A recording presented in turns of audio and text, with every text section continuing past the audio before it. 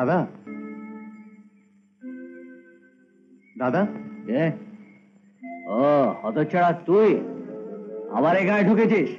দাদা, খবরদার, দাদা বলে ডাকবি না আমাকে।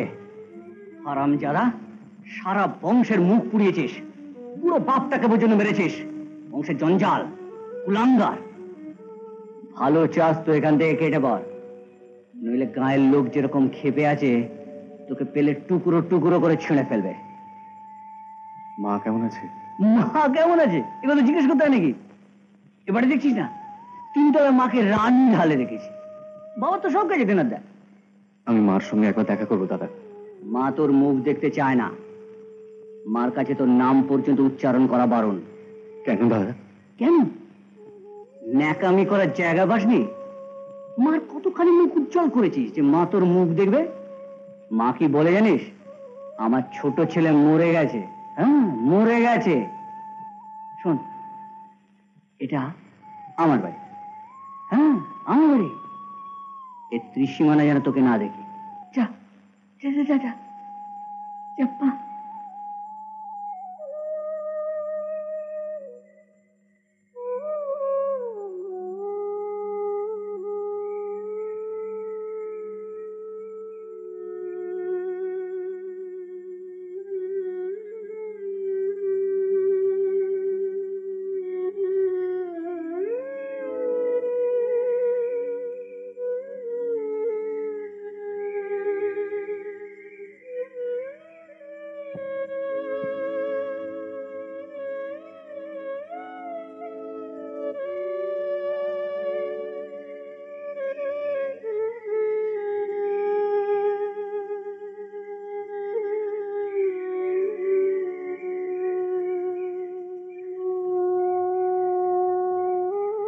এটা প্রসাদ করে নিয়ে গেলে না?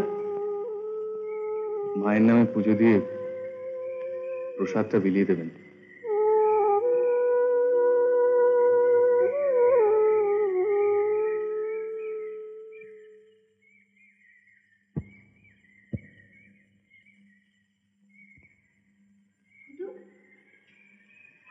শুনলাম শিবে এসছে, কোথায় সে?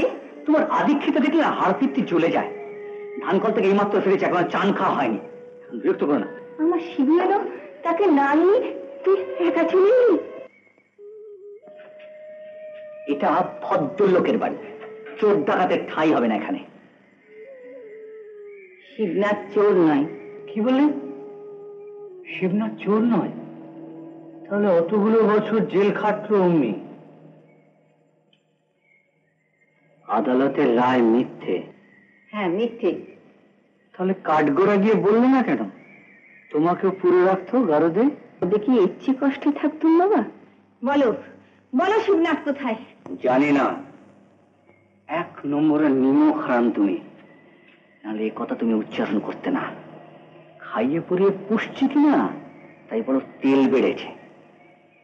শিবনাথ চোর নয়, তাহলে ভগবান সাধুর অতগুলো টাকা হাওয়ায় উবে গেল, তাই না?